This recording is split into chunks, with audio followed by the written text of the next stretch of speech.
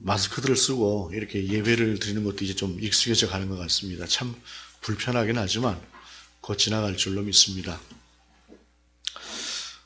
제가 전라북도에서 목회를 할 때 서울을 그래도 자주 왔어요. 몇 달에 한 번씩은 오는데 어느 날 서울에 도착을 딱 해서 지하철을 타려고 하다 보니까 그 전까지는 분명히 표를 동전을 넣든 지폐를 넣든 표를 끊어서 그 표를 지하철 입구에 투입구 작은 입구에다 놓으면 이게 쑥 빠져나오지 않습니까? 쑥 빠져나와서 그 표를 가지고 탔었는데 카드로 바뀌었더라고요.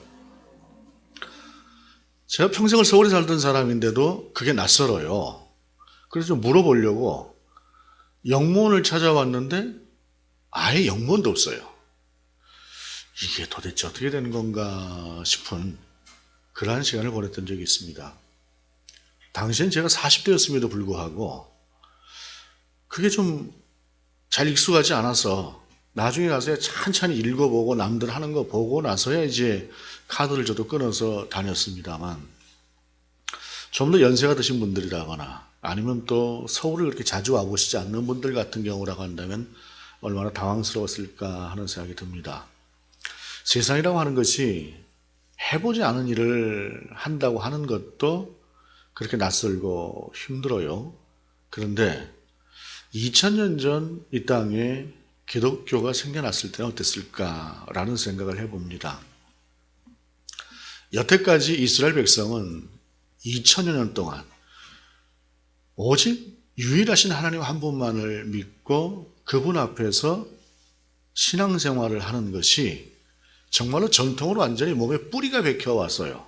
그런데 어느 순간인가 예수 그리스도를 알게 되고 그 예수 그리스도가 하나님의 아들이심을 알게 되고 그러면서 이제는 유일하신 하나님이 아닌 예수 그리스도를 통한 그리고 성령에 의한 그러한 신앙생활을 하게 된다라고 하는 것을 그들이 처음 경험했을 때 정말로 이것은 그들 입장에서 경천동지할 만한 일입니다.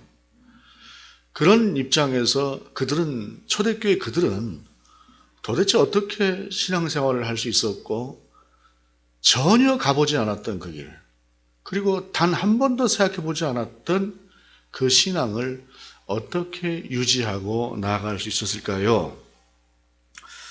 그것은 그들을 인도하시는 성령을 따라가는 것이었습니다. 하나님께서 보내신 예수 그리스도로 말미암아 하나님의 독생자이신 예수 그리스도께서 성령을 따라가라고 말씀하시니 그 명령을 따라서 그들 가운데 성령이 임했을 때 그 성령의 역사를 따라갔을 때 그들은 단 한 번도 가보지 않은 길을 갔지만 그러나 그 누구도 이루어내지 못했던 가장 크고 가장 놀라운 일들을 그들은 이 땅 가운데 이루어낼 수가 있었습니다. 오늘 본문은 바로 그런 역사의 한 가운데 있었던 한 지점에 대한 그리고 거기에 대한 말씀입니다. 성령이 함께 하신다고 하는 것은 어떤 것일까요? 그야말로 다양한 변화들, 다양한 역사들이 우리 가운데 일어나게 됩니다. 그 중에 한 가지 오늘 본문은 우선 14절에 베드로가 11사도와 함께 서서 소리를 높여 이르되 베드로가 11사도와 함께 소리를 높여 이르되 라고 말씀하고 있습니다. 지난주에 우리가 말씀을 통해서 보지 않았습니까? 예수님께서 십자가에 달려 죽으신 후에 이제 주님이 부활하셨다는 소리를 듣고 이게 어떻게 된 건가 해서 제자들이 함께 모였어요. 함께 모였는데 세상이 무섭다 보니까 문을 꼭꼭 걸어 잠궈놓고 숨어 있지 않았습니까? 또 그 전에 보여줬던 베드로와 같은 사람들의 모습은 자기들 목숨 살려고 그렇게 그냥 비겁한 모습을 보이기도 했던 그런 사람들인데 이제는 세상 가운데 자기 자신의 모습을 당당하게 드러내놓고 예수 그리스도의 이름으로 선포하고 있는 것 이것이 바로 오늘 본문 속에서 보여지는 베드로의 모습이다라고 하는 사실입니다. 성령이 우리 가운데 역사하실 때 우리는 그 성령을 따라가게 되는 것이고 그 성령을 따라가게 되는 우리에게는 바로 이와 같은 담대함이라고 하는 변화가 일어나게 되는 것이다라고 하는 것입니다. 그런데 다 그럴까요? 오순절 성령의 역사가 일어났을 때 또 일부의 사람들은 그 담대함과는 전혀 다른 상태에서 저 사람들이 술 취했구나 라고 조롱했습니다. 그러니까 베드로가 말하죠. 지금은 난 12시인데 술이 취했겠느냐? 대낮에. 그러면서 말씀을 선포하는 것입니다. 누군가에게는 이와 같은 담대함이, 또 누군가에게는 그 담대함을 보고 오히려 조롱으로 일어나는 그 역사 가운데서 너무도 감사하고 너무나 다행스럽게 우리는 하나님을 아는 예수 그리스도의 사람이 되었다라고 하는 사실, 이 놀라운 사실 앞에서 우리는 다시 한번 감사와 찬양을 하나님께 드리지 않을 수가 없습니다.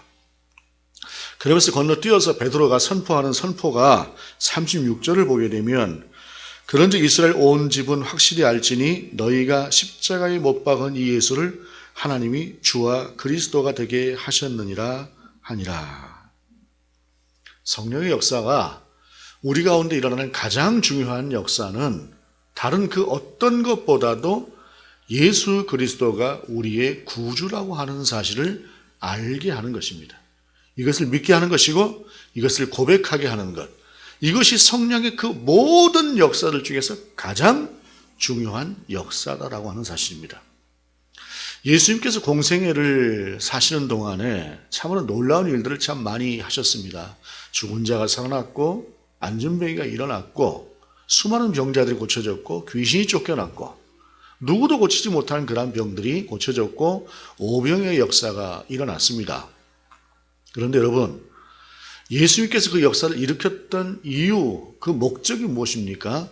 그것은 당신이 그리스도라고 하는 사실을 알게 하는 목적이었습니다. 죽은 자를 살렸지만 성경에 기록된 사람은 불과 몇 사람 아닙니까? 죽었던 사람이 한둘인가요? 그 시대에 환자가 한둘이었을까요? 그 시대에 정말로 고침을 받아야 되겠다고 생각했던 그 간절한 사람들이 한두 명이 아니었을 것입니다. 그 중에서 예수님께서는 그들을, 눈앞에 있는 그들을 고쳐주시면서 중요한 것은 당신이 하나님께서 보내신 메시아다, 그리스도다 라고 하는 사실을 알게 하셨다는 사실입니다. 그리고 오늘 본문은 성령의 가장 큰 역사는 바로 예수 그리스도가 우리의 구주라고 하는 사실을 알게 하는 것이라고 하는 사실을, 그것을 선포하는 사실이라고 하는 사실을 우리 가운데 보여주고 있습니다. 그러면서 37절에 그들이 이 말을 듣고 마음에 찔려 베드로와 다른 사도들에게 물어 이르되 형제들아 우리가 어찌할꼬 하거늘. 여러분, 이 말을 듣고 마음에 찔렸던 사람들이 어떤 사람들입니까? 불과 얼마 전까지 예수 그리스도를 향해서 죽여라 죽여라 했던 사람들입니다. 십자가에 달리신 예수 그리스도를 희롱하고 조롱했던 사람들이고 그저 무턱대고 그냥 잔인하게 그러한 인간의 그 악한 본성을 드러냈던 사람들이 오늘 그 마음에 찔려서 우리가 어찌할꼬 했던 사람들이라는 말입니다. 그런데 여러분, 사람이라고 하는 것이 그렇게 쉽게 변하지 않습니다. 특별히 자기 자신이 어떤 잘못했던 것들을 인정하고 그러면 내가 어찌 해야 되겠느냐 하고 돌이킨다라고 하는 것은 결코 이것은 쉬운 일이 아닙니다. 세상의 사람들을 보시기 바랍니다. 거의 대부분의 사람들은 자기가 무엇인가를 잘못하고 거기에 대한 지적을 당했을 때에 여러 가지 이유를 댑니다. 이래서 깨끗하고 깔끔하게 그것은 제가 잘못했습니다 라고 인정하는 사람이 세상에 많지 않습니다.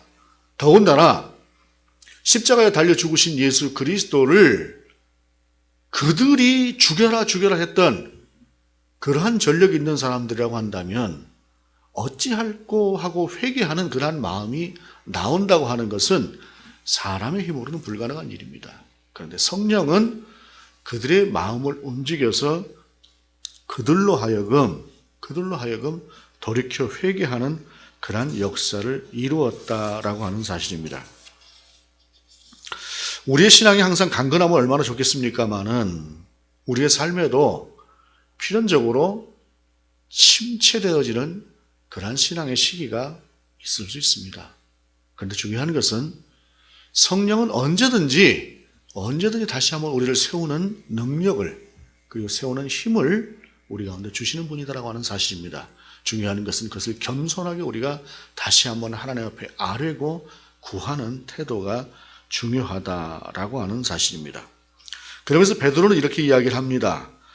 베드로가 이르되 너희가 회개하여 각각 예수 그리스도의 이름으로 세례를 받고 죄 사함을 받으라.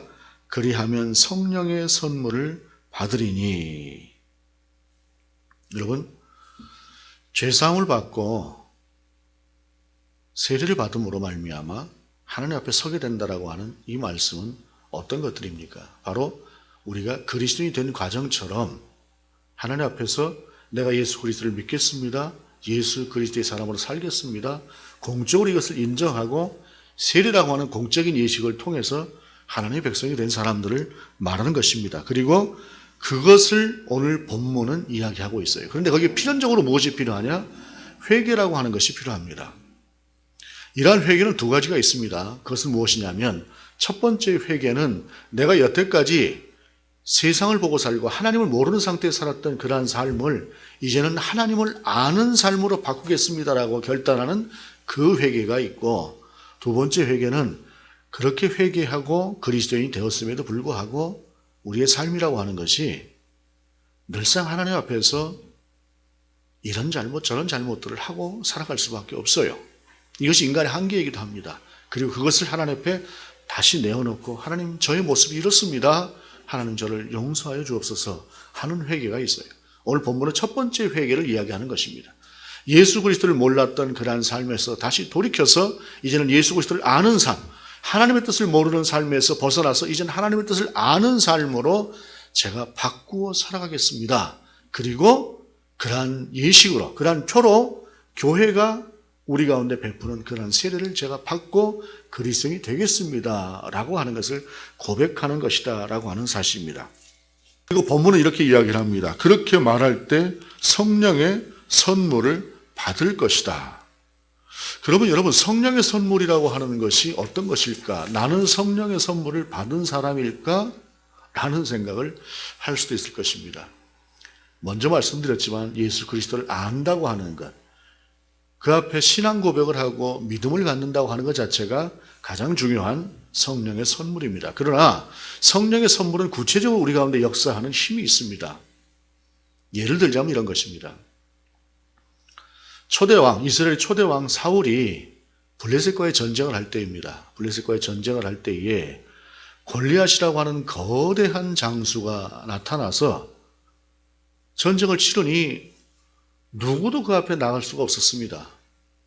이스라엘은 계속해서 밀렸고 전쟁에서 패하고 있을 그때에 젊은, 아직은 소년인, 그야말로 젖비린내나는 다윗이 그 앞에 나서서 제가 한번 싸워보겠습니다 하지 않습니까? 여러분, 이스라엘에 다윗만한 장수가 없었을까요? 이스라엘에 다윗보다 힘이 세고 다윗보다 날랜 장수가 없었을까요? 충분히 많았을 것입니다. 그런데 그때 다윗이 저 사람을 내가 한번 이겨보겠다고 나서는 것입니다. 여러분, 성령의 감동이라고 하는 것이 바로 이런 것입니다. 비록 구약에서 이것을 성령의 감동이라고 이야기하고 있지는 않지만, 정확하게 우리 가운데 설명해 주고 있지 않지만 성령의 감동이라고 하는 것은 그런 것입니다. 그러면서 다윗이 나가지요. 너는 칼과 창과 단창으로 내게 나오지만 나는 만군의 여호와의 이름, 곧 내가 모욕하는 이스라엘의 하나님의 이름으로 내게 나아가노라 하고 나아가서 누가 봐도 이길 수 없을 것 같은 그 골리앗을 그 물맷돌 하나로 이겨내지 않습니까? 이것이 성령의 감동이고 이것이 성령이 우리 가운데 주는 역사입니다. 그러면 이것이 다윗에게만 있는 것일까요? 우리의 삶을 가만히 돌이켜 보시기 바랍니다. 우리가 살아가면서 우리는 늘 문제라고 하는 것을 만납니다. 그 문제를 만날 때 그리스도인이 가장 먼저 하는 것은 무엇입니까?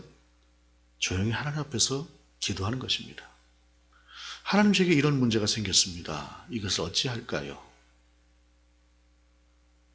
그때 하나님께서 우리 가운데 주시는 마음이 있습니다. 담대함입니다. 평안함입니다. 그 문제의 걱정이 사라지는 것입니다. 그럴 때 그 문제는 틀림없이 하나님이 해결해 주십니다. 이것을 기도하는 모든 사람들이 다 경험하는 것이고 지금 이 자리에 모인 대부분의 여러분들도 경험한 일들일 것입니다.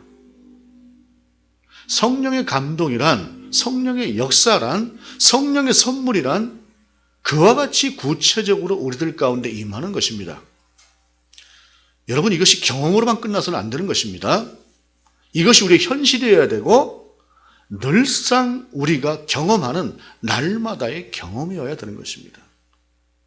여러분, 분명히 그 경험이 있지요? 그 경험이 지금 이 자리에도 앞으로도 영원히 여러분의 경험이 되시길 바랍니다. 그리고 더 크게 여러분들 가운데 역사하는 능력으로 드러날 수 있기를 바랍니다. 성경은 말씀하고 있습니다. 39절에 이 약속은 너희와 너희 자녀와 모든 먼데 사람 곧 주 우리 하나님이 얼마든지 부르시는 자들에게 하신 것이라 하고, 여러분, 이것은 하나님의 약속이다라고 성경은 말씀하고 있어요. 실제로 그 약속을 우리는 경험한 사람들이기도 하고요. 그런데 여러분, 이 세상에 사람의 약속이라고 하는 약속이라고 한다면 사람의 약속만큼 믿을 수 없는 것이 없습니다. 우리 주위에 가만히 보시기 바랍니다. 나 딱 일주일만 쓰고 줄게. 돈 빌려가는 사람들, 일주일 있다 딱 주는 사람도 있지만 한 달이 지나도 1년이 지나도 10년이 지나도 안 주는 사람들 많습니다. 그런 경험들을 살아가면서 한두 번쯤은 해봤을 수도 있을 것입니다. 오히려 나중에는 참 주객이 전도돼서 큰 소리를 치는 그러한 모습들을 보기도 하는 것이 우리 인생입니다. 사람은 그렇습니다. 그리고 사람은 아무리 내가 신실하고 선한 사람이라고 해도 내가 분명히 줄 수 있다고 믿었는데 형편이 안 돼버려서 그럴 수도 있어요. 자녀들과의 경우에도 그렇습니다. 아이들이 무엇인가를 좀 해달라고 이야기를 할 때에 그래 그거 꼭 해줄게. 근데 지금은 안 되고 한 달만 기다려. 약속을 합니다.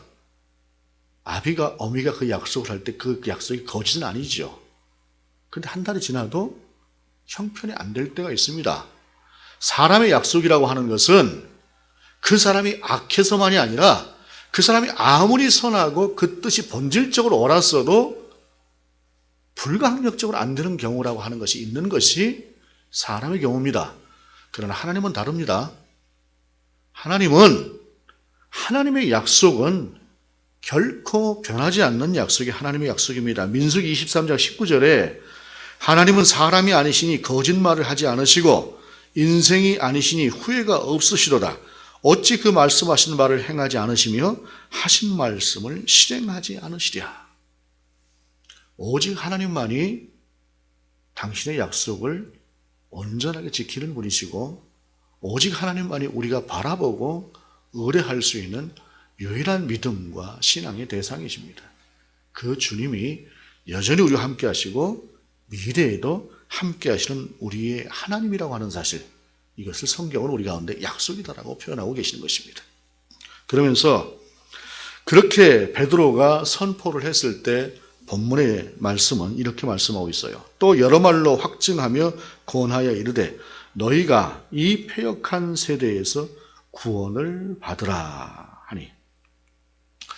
패역한 세대라고 하는 것이 어떤 세대입니까?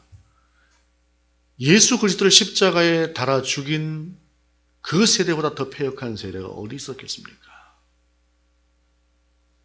하나님의 아들을 십자가에 달아 죽인 세대보다 더 패역한 세대가 있을 수 없지요.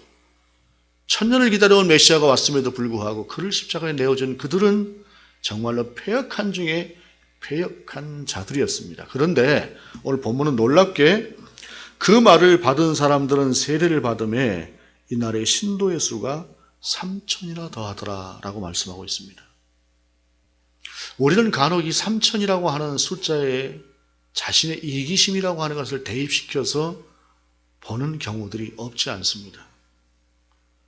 베드로의 선포에 의해서 3천 명이나 회개를 하고 돌아왔으니 우리 교회도 3천 명이나 한꺼번에 돌아와서 그렇게 몇 번만 하면 이런 생각들을 간혹 사람이 하죠.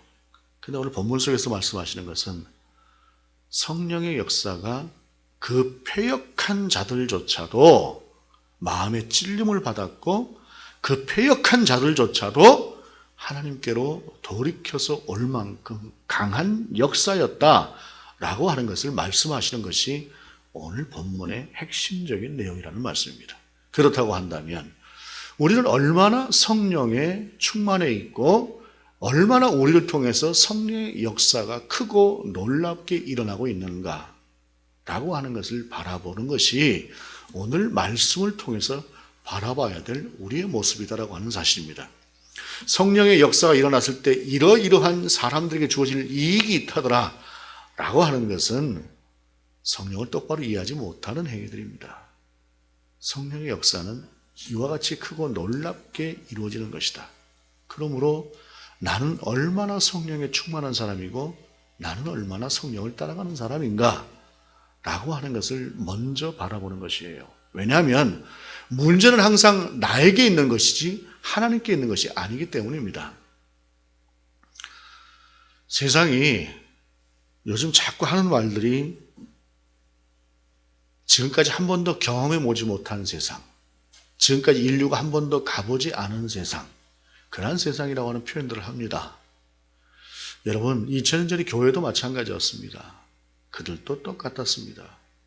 그들이 여태까지 진리라고 믿어왔고 이것만이 유일한 것이다라고 생각했던 그러한 진리들이 아닌 더 크고 놀라운 진리들이 그들 가운데 일어났고 그 모르는 길이지만 그 길을 성령의 의존에서 따라갔던 초대교회의 교회는 이 땅의 역사를 바꿔놓는 그러한 역사를 이뤄냈습니다. 여러분, 어쩌면 우리는 마치 제가 10수년 전에 평생을 서울에 살던 사람임에도 불구하고 그 교통카드 하나를 끊을 줄 몰라서 헤매는 것처럼 일순간 달라지는 환경에 의해서 변화되어지는 그런 삶 속에 적응하지 못하는 모습을 보일 수도 있습니다. 또한 실제로 지금 현재의 상황이라고 하는 것은 여러분 각자의 삶의 자리를 이미 바꾸어 놓고 이미 힘든 상태로 놓여지게 하는 그런 모습을 보일 수도 있습니다. 확실히 세상은 더 힘들어질 것이고 사업을 하는 사람들 중에서는 무너지는 사람도 있을 것이고 직장 생활을 하는 사람들 중에서는 직장을 그만둬야 되는 경우도 생길 것이고 직장을 찾는 젊은이들이 직장을 찾는 것이 더 어려워지는 세상은 분명히 경험하게 될 것입니다. 그러나 여러분 중요한 것은 무엇이냐면 이 모든 상황이 하나님이 통제하지 못하는 상황이 아니라고 하는 사실입니다. 이 모든 상황이 하나님께서 우리 가운데 허락하신 상황이라고 하는 사실입니다. 그리고 이 모든 상황에는 하나님이 예비하신 것이 있다라고 하는 사실입니다. 그 모든 것은 하나님의 손안에 있고 우리는 하나님의 그 선하신 손을 따라갈 때에 그 인도하심을 따라갈 때에 비록 덧없는 길이 될 수도 있고 비록 넘어지는 길이 될 수도 있을 것이나 그러나 우리를 결코 놓지 않으시는 그 하나님의 선하신 손에 의해서 우리는 승리할 것입니다. 가보지 않은 길을 갈 때에 그 길을 가는 방법은 지도를 보는 방법입니다. 요즘은 핸드폰을 보고 내비게이션을 켜고 가기도 하지요. 그런데 한 번도 가보지 않은 그 길을 누구에게 묻지도 않고 그저 무작정 나선다고 한다면 그 길을 가는 사람은 틀림없이 헤매다가 그 길을 못 가는 것이 거의 대부분일 것입니다. 여러분, 우리에게 확실한 지도란 무엇일까요? 나의 능력이 아닙니다. 뛰어나게 그 순간순간에 대처하는 능력을 가진 사람들도 분명히 있습니다.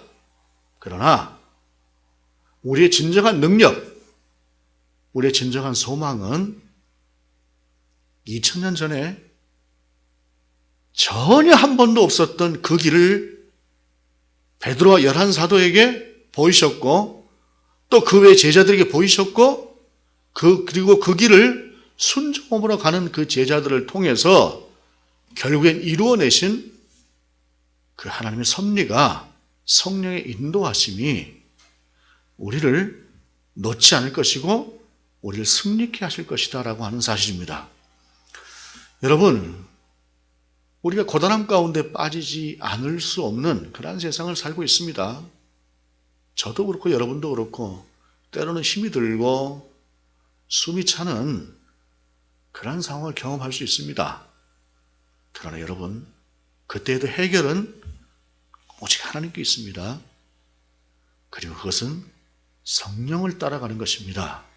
그 성령 앞에 잠잠하게 우리를 맡기고 구하고 그리고 우리 가운데 역사하시는 그 은혜를 따라서 우리에게 주어진 길을, 우리가 가보지 못한 그 길을 우리가 결국엔 승리로 이끌어낼 수 있는 저와 여러분이 될 수 있기를 원합니다. 기도하시겠습니다. 하나님,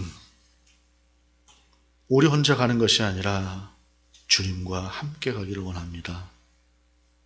우리의 길을 인도하시는 성령님의 음성을 따라가기를 원합니다. 우리가 미련하고 우리가 둔할지라도 우리를 이끌어 주옵소서. 주 예수 그리스도의 이름으로 기도드립니다. 아멘.